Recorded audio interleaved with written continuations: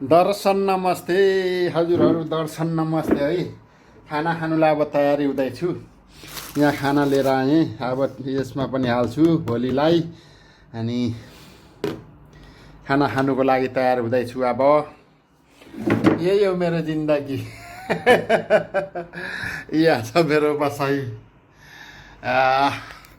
यता छै खाना लिएर आएको छु। खाना अब चटक्कसँगले खाने हो अनि भुक्लुक्क सुत्ने हो दिनैभरि होइन।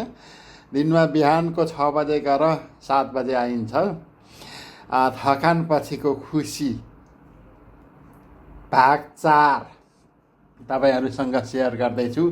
ल हेर्नुहोस्, यस्तै छ। यो अब खोर्सानी भयो, यो मुलाको अचार भयो होइन, यो पनि खोर्सानी भयो, यो अब खाना भयो। यसमा पनि पेक गर्छु भोलिलाई होइन।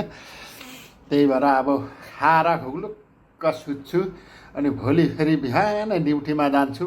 यस्तै छ जिन्दगीमा। कहिले पनि हतोसाइ नहुनुहोस्।